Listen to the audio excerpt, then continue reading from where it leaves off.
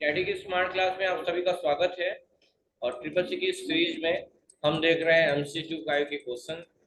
IPU का पूरा नाम क्या है?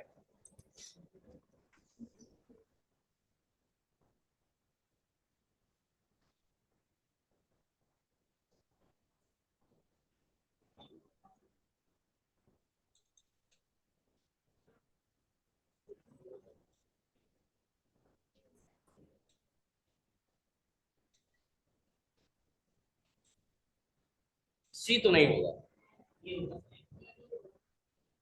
तो क्या हो सकता है?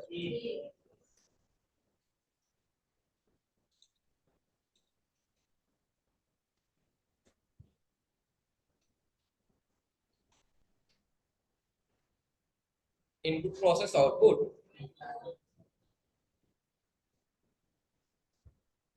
ठीक है। Next, input device that you use to commonly.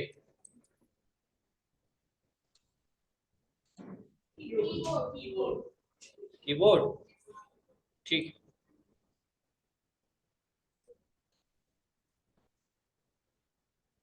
A collection of 8 bits. Collection of 8 bits क्या कहेंगे? बाइट बोलेंगे। करेक्ट है।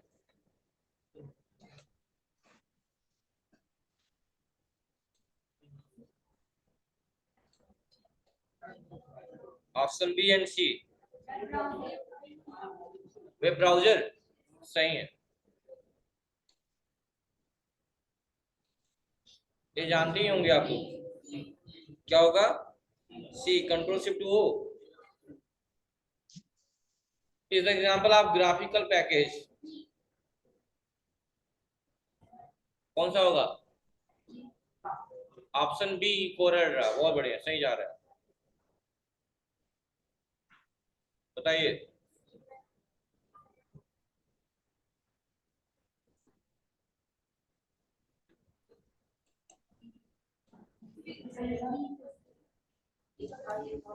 Option option B is the right answer. बहुत बढ़िया, सही। सेव करने के लिए भी इस्तेमाल कर सकते हैं फर्स्ट टाइम भी, और उसको अदर नेम से भी कर सकते हैं।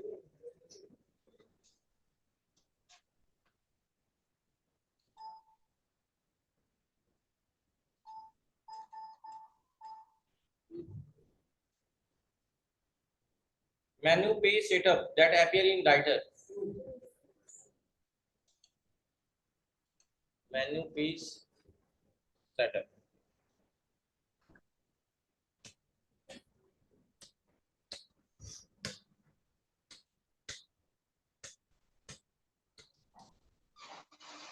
कौन सा क्वेश्चन देख रहे थे हम लोग?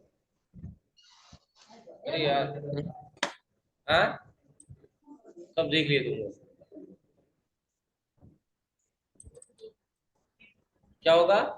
फॉर्मेट। आप लोग क्या बोले थे? गलत है ना? Menu page setup that appear in format. चलिए, तो बहुत आंसर देख ही लिया आप लोग।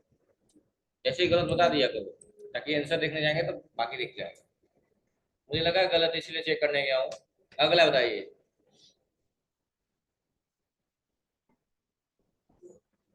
बता दीजिए आप लोग। नहीं देखा तो बता दो। ऑप्शन। कितने लोग बी से जाएंगे? कितने लोग डी से जाएंगे? समझ रहे क्यों हाथ उठ रहा है? ठीक है, लिखिएगा। नेफ्ट क्या है? एक जानते ही हैं, बैंकिंग सेवा है। नेफ्ट का पूरा नाम होता है नेशनल इलेक्ट्रॉनिक फंड ट्रांसफर। क्या होता है? National electronic fund transfer. और ये कब अनाउंस किया गया था? 2005 में।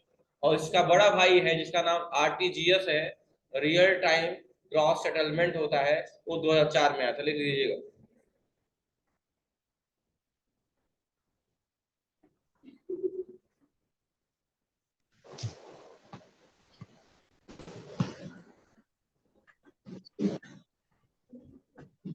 ପଢଉଥିଲି ବାନି क्लास करता इसलिए 2 मिनट पहले खाली 12 बजे था ना 11:30 11:30 11:30 था बता लिख लिया आप लोग?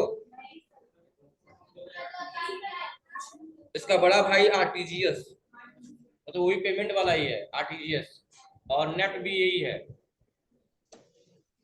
नेफ्ट का क्या होता है? National electronic fund transfer. R T for tiger, G for girl, और S for service. RTGS real time gross settlement कब आया था? 2004 में आया था, लिख लीजिएगा वो भी।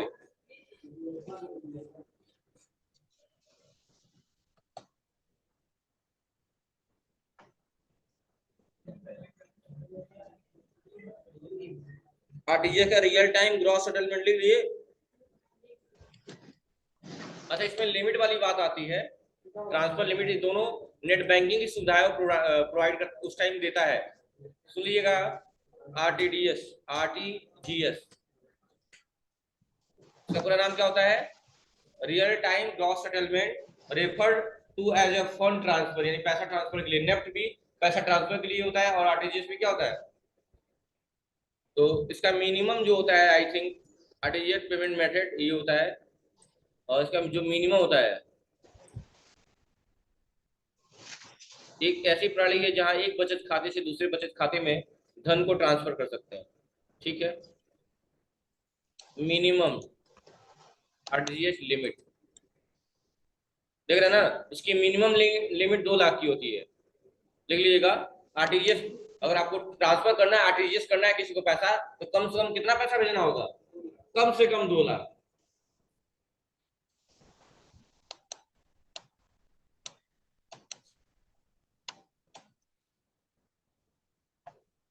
और अधिक कितना भी हो सकता है।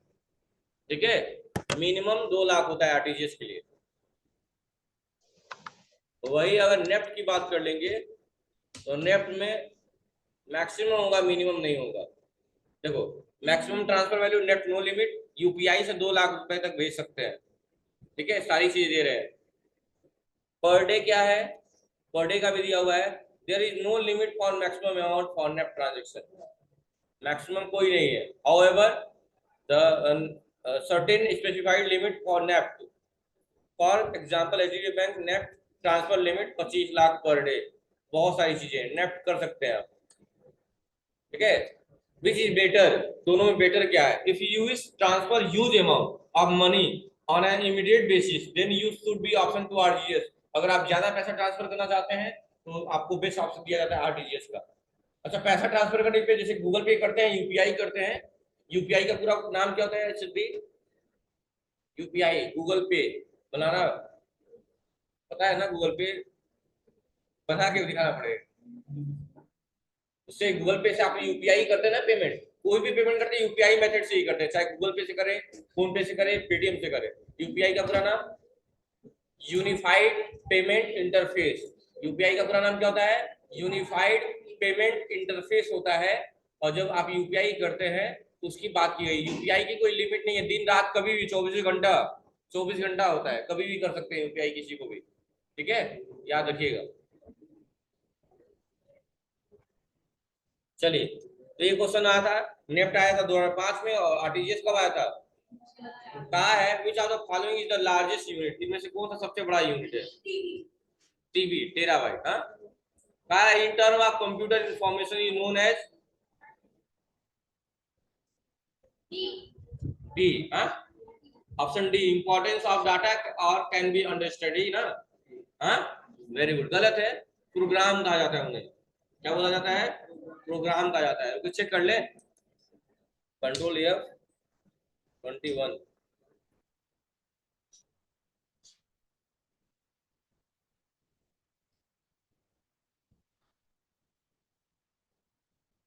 नहीं जी, सही है, सही है। In term of computer information known as important data. कोई टर्म नहीं लग रहा है मुझे, तो इस क्वेश्चन को सर्च ही कर लेते। क्वेश्चन आया था क्या आप लोगों में? कैसे?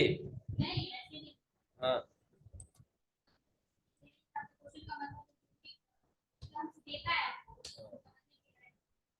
अच्छा, वाह। है टर्म में क्या बोलते हैं उसको? बहुत बढ़िया समझा दे रही हो तुम। हाँ,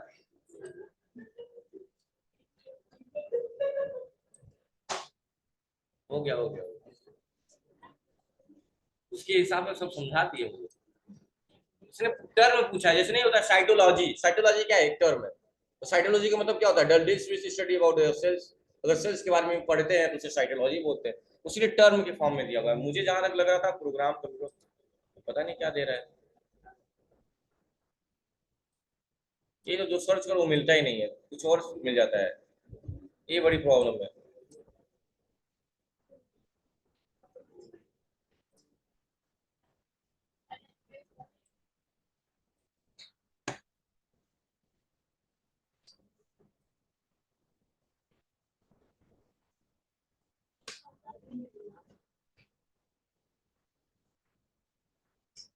चलो उसी को लिखो तुम लोग, इसका कोई प्रॉपर मिल ही नहीं रहा है।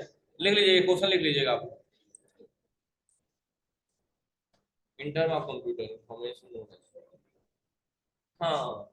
क्वेश्चन क्या कह रहा है सुन लीजिएगा। क्वेश्चन कह रहा है इन टर्म ऑफ कंप्यूटर, अगर कंप्यूटर की टर्म की बात करें तो इंफॉर्मेशन को क्या बोलेंगे हम, डाटा बोलेंगे। क्या बोलेंगे, डेटा बोलेंगे। समझ रहे हो ना। तो डेटा क्या हो सकता है, कुछ भी हो सकता है, आपके फोटोग्राफ्स, आपकी वीडियो, आपकी सॉन्ग। कहीं भी ऐसा मेंशन नहीं किया गया है कि डाटा का मतलब सिर्फ पढ़ाई से रिलेटेड चीजें हो। डाटा का मतलब कुछ भी चीजें जो आप रखे हैं फोन में, अपने फोटोग्राफ्स ही रखे हैं, वो भी क्या है, डेटा ही है। ठीक है। तो वही कहा है कि इंपॉर्टेंस ऑफ डाटा, या डाटा का महत्व कहिए, या ऐसा डाटा कहिए। इंफॉर्मेशन का मतलब क्या होता है, ऐसी चीजें जो आप समझ सके। हम बोले हैं ना। ठीक। चलिए, कंट्रोल एफ।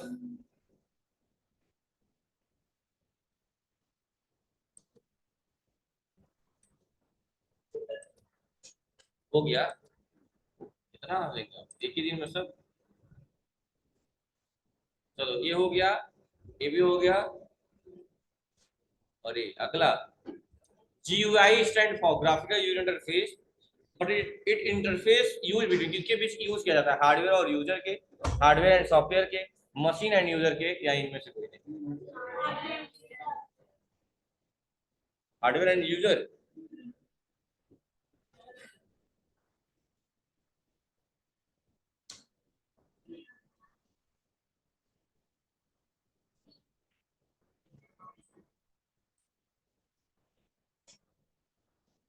ठीक है, अगला भी देख लिया आप लोग।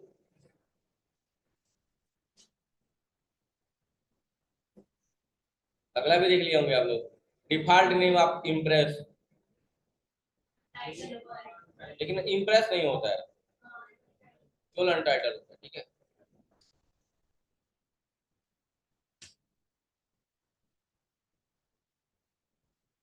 अगला, इंटरनेट ट्रैफिक को क्या बोलते हैं, इसमें कंसेशन, कन्फेक्शन, कंजेशन, या कन्फेक्शन। कंसेशन तो नहीं बोला जाएगा, कंजेशन हो सकता है, कन्फेक्शन हो सकता है। क्या लग रहा है, बी, बी सी डी, सी, सी ही थोड़ा अलग लग रहा है, बाकी बी। चलो कंट्रोल ये 26।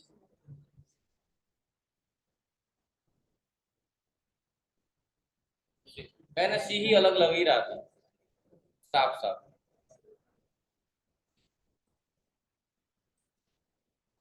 चलिए नेक्स्ट क्वेश्चन देखिए।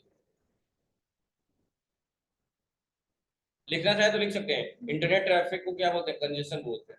एक टर्म में कंजेशन का मतलब होता है इंटरनेट है, जैसे बग डिबग नहीं पढ़े थे वैसे।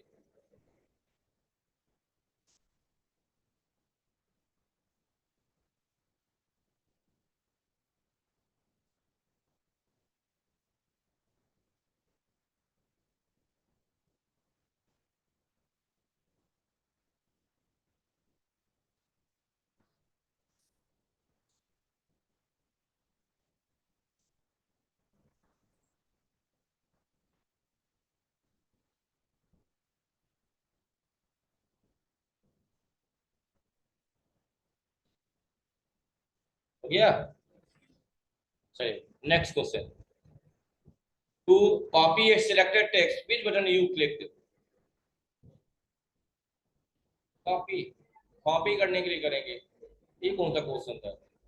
while deleting the selected text we use कौन सा बटन, बस दो नहीं हो सकता है, बैक स्पेस भी हो सकता है। टेक्स्ट की बात किया है ना, अक्षर की बात किया था, इसको अगर हम सिलेक्ट करके डिलीट दबा दे तो भी मिट जाएगा, कंट्रोल जेड, और बैक स्पेस दबा दे तो भी मिट जाएगा। सिलेक्टेड है, ये है ऑलरेडी, क्यों? ठीक। अगर टेक्स्ट नहीं होता तो डिलीट बटन हो सकता था।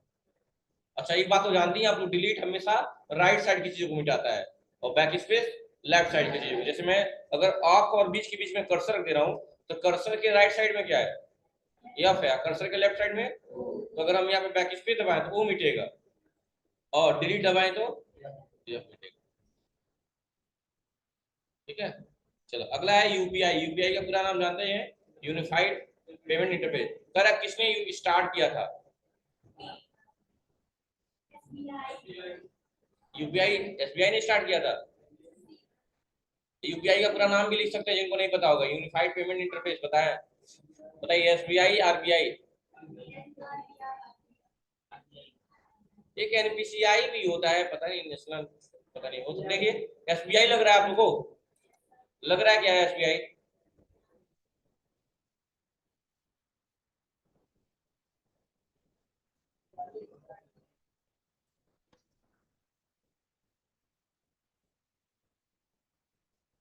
RBI, UPI is govern by RBI, reserve bank of India. अगर इसकी स्थापना कब हुई थी?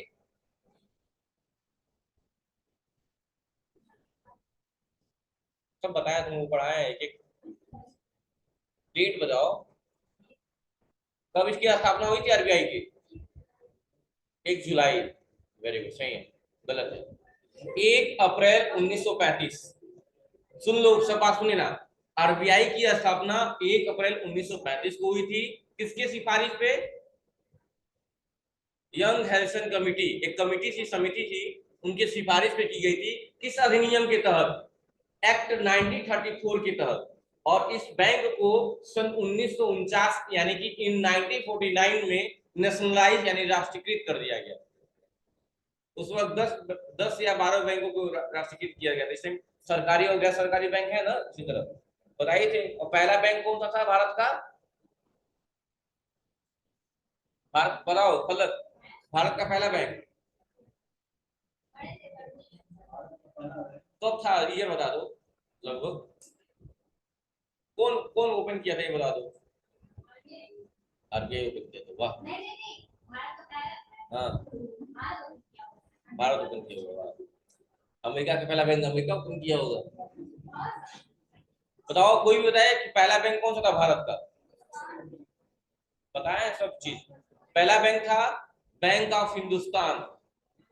और एक और किसने किया था? अंग्रेजों शासकों ने किया था। कारण क्या था कि आपको पता है ना, ब्रिटेन लूट के हमको ले गया बहुत सारे पैसे यहाँ से, तो ले जाने लाने में बड़ी दिक्कत होती थी, पैसा लेके पहुंचाया फिर लाया। उस टाइम डाकू का जमाना था, पता है ना, शादी करके लोग दुल्हन लेके आते थे, दुल्हनों लूट ले जाते थे। जेवर तो जाता ही जाता था, दुल्हन से भी हाथ गंवाना पड़ता था लोगों को। तो डर के मारे अंग्रेज क्या किए कि ऐसे दिक्कत में अगर हमको भी लूट लिया जाएगा, तो अंग्रेजों ने सोचा क्यों ना हम भारत में ही बैंक खोल दे, और उसका नाम रख दिया गया बैंक ऑफ हिंदुस्तान। 1777 करीब में, 1700। आरबीआई तो इधर आया है, 1935 में आया है। 1777 को देख ले रहे हैं, 1977 बोल रहा हूँ, 17 बोल रहा हूँ तो 19 हो गया, तो 19 से बोला हूँ ना। बहुत दिमाग लगा रही हो तुम। First bank of India, bank of Hindustan, 1770। क्या है? अरे भाई 1700 बोला था ना, 1777 के करीब हो, तो पता नहीं क्या था, एग्जैक्ट नहीं याद आ रहा था, लेकिन 1700 का कह रहा था ना बाबू। अरे 77 बोले नहीं, 17 भी तो बोले थे तुम, 1900 कह रही थी। इतना एग्जैक्ट नहीं हो पाएगा कभी कभी ना, कई चीजें मिक्स हो जाती है कभी। 1700 सही है ना? क्या नाम था? Bank of India. कहाँ था ये? कलकत्ता में। कहाँ था? कलकत्ता में।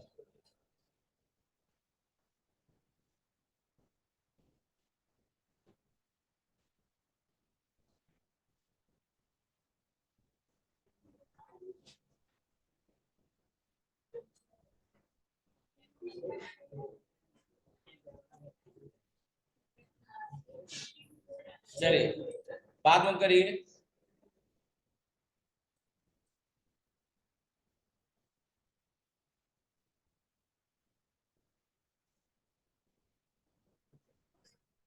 हो गया ना ये वाला।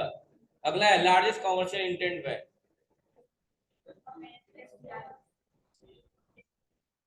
पक्का है?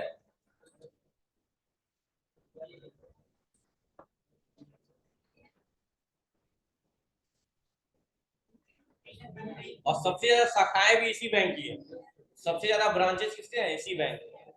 बहुत सिंसियर बैंक है।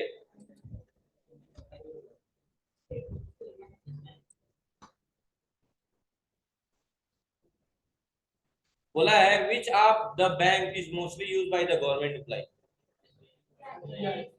एसबीआई की एचडीएफसी?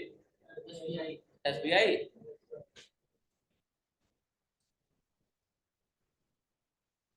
डाउट लग रहा है, देखते हैं। एसबीआई सबसे ज्यादा बैंक यूज किया जाते हैं गवर्नमेंट। लेकिन आजकल के लोग क्या कर रहे हैं, जो भी प्राइवेट एम्प्लॉई है ना, कोई गवर्नमेंट बैंक नहीं यूज करता है। क्यों? क्योंकि उनको लोन लेने के लिए गवर्नमेंट बैंक काफी पॉलिसी कराती है। लेकिन जो प्राइवेट बैंक है वो रिस्क लेते हैं, वो आपको इजीली बैंक लोन प्रोवाइड कर देते हैं। तो लोग बैंक कैसे मिलते हैं, ये दिखाना पड़ता है कि मैं एक सैलरी बेस्ड पर्सन हूँ, मुझे सैलरी मिलती है और मैं सैलरी से कर्जा चुका सकता हूँ। ये सब चेक करके ही लोन दिया जाता है। तो आजकल के जितने भी लोग हैं ज्यादातर सैलरी अकाउंट ओपन करवाते हैं प्राइवेट बैंकों में, ताकि वो ये दिखा सके कि मेरा लेन देन अच्छा है, ट्रांजेक्शन अच्छे हैं, मुझे सैलरी भी मिलती है, तो हमको लोन आसानी से मिल सके। समझ रहे हो ना? गवर्नमेंट बैंकों की अपेक्षा प्राइवेट बैंकों में जल्दी लोन मिल जाता है। ठीक है।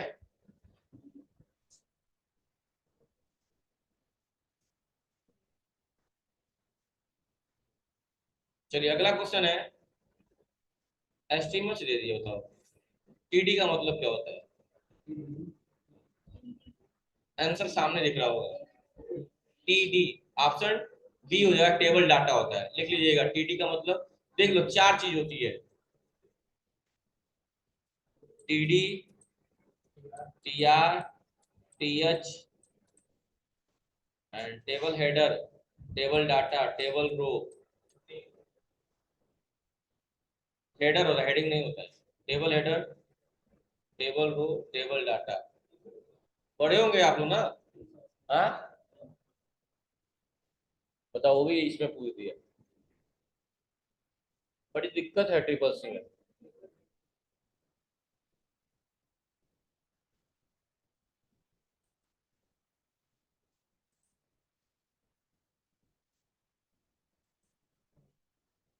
अगला क्वेश्चन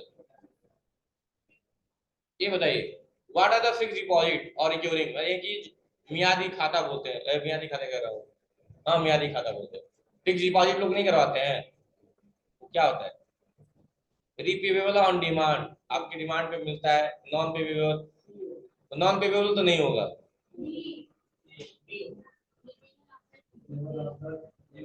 हाँ डी हो सकता है कि जो जितने साल के आपने किए हैं उस पर कर सकते हैं। लेकिन एक और बात है, फिक्स लोग कराते हैं तो फिक्स लोग तोड़ भी तो लेते हैं। तो ऑप्शन ए भी कोई गलत नहीं है। लेकिन ये है कि अगर क्वेश्चन के हिसाब से जाए अगर, तो डी लग रहा है। सी तो नहीं होगा, पर कि जो जमा किया उसके मरने के बाद मिलेगा। तो मरने के बाद, ये क्या मतलब है भाई? और नॉन पेबल भी नहीं होगा। तो बी और सी तो नहीं होने वाला है। ए और डी बच गया। तो डी ए जो है वो भी कोई गलत नहीं कह रहा है कि आपके डिमांड पे वो भी रिपे किया जा सकता है। लेकिन अगर नियम देखा जाए तो फिक्स डिपॉजिट का मतलब होता है कि अगर मैंने 8 साल के फिक्स कराया है तो 8 साल के बाद एक एग्री पीरियड के बाद आपको पैसा मिल जाता है। हाँ सबसे ज्यादा ब्याज किस खाते में मिलता है? इसी खाते में मिलता है। देखो किस पे ब्याज मिलता है? सेविंग अकाउंट पे और फिक्स डिपॉजिट पे। सैलरी अकाउंट, करेंट अकाउंट या लोन अकाउंट, इन पे कोई इंटरेस्ट नहीं मिलता है। समझ गए ना? हाँ। तो लग रहा है डी।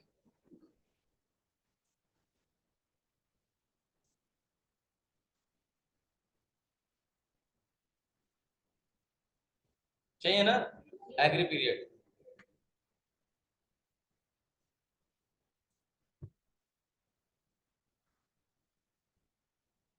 अगला, what are the element of 3D processing.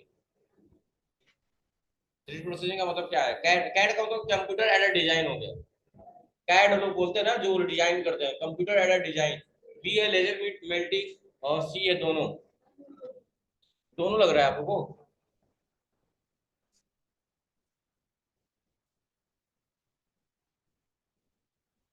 ठीक है, कैड का पूरा नाम लिख लीजिएगा, कंप्यूटर एडेड डिजाइन। एडेड की स्पेलिंग AIDED होगी, AIDED, एडेड। वो वाला एड मतलब जोड़ने वाला एड मत लिख लीजिएगा। कंप्यूटर एडेड डिजाइन, इसका यूज लोग डिजाइन वगैरह के लिए करते हैं, नहीं घर और का नक्शा बनाते हैं, पुल वगैरह जो भी है, इसीलिए।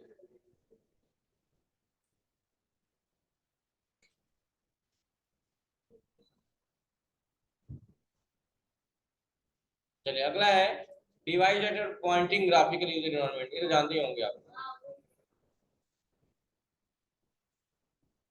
देखो पॉइंटिंग डिवाइस कह रहा है, तो दो एग्जांपल आप पढ़े होंगे पॉइंटिंग डिवाइस का। मतलब बताइए दो एग्जांपल पॉइंटिंग डिवाइस का। क्या तुम ऐ कह रही हो? बताइए। माउस होता है और बॉल पेन, जेल पेन नहीं होगा तो बताओ। लाइट पेन, बहुत बढ़िया। दो होता है, लाइट पेन होता है और माउस होता है, दोनों इनपुट डिवाइस है। लेकिन साथ ही साथ क्या है, पॉइंटिंग डिवाइस भी है। अब देखो, माउस पे इनपुट, कीबोर्ड में इनपुट, जॉयस्टिक पे इनपुट। उसके बाद क्या दिया हुआ है, ट्रैक बॉल, ये भी इनपुट। ट्रैक बॉल क्या होता है, माउस का जो, सॉरी, लैपटॉप का जो माउस पैड सरफेस होता है उसके जस्ट नीचे लगा होता है, एक बॉल होता है। और जैसे हम फिंगर से टच करते हैं उसके प्लेन सरफेस पे, वो बॉल हमारे फिंगर से अटैच हो जाता है और ऐसे मूव करता है, फिर हम माउस को मूव करा पाते हैं। उसने बोला पॉइंटिंग डिवाइस। पॉइंटिंग डिवाइस के तौर पे हम माउस का इस्तेमाल करते हैं। और देखते हैं आंसर क्या दिया हुआ है।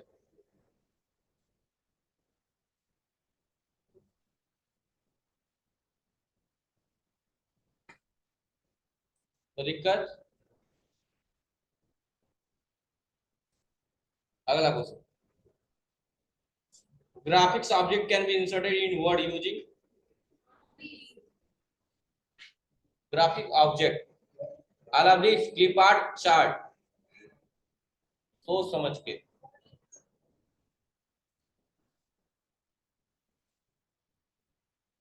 All of this. अगला क्वेश्चन, तीन था। अगला, script tag can be use for. कहाँ स्क्रिप्ट टैग का इस्तेमाल करते हैं? बॉडी, हेड, जावा स्क्रिप्ट है पढ़े नहीं। क्या होगा देख लिए।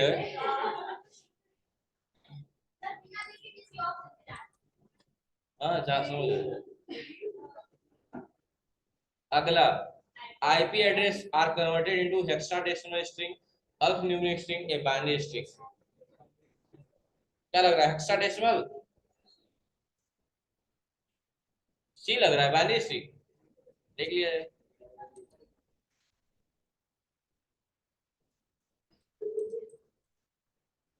बाइनरी लिख लीजिएगा, IP address are converted into binary string. बस आज के लिए इतना ही। Thank you class.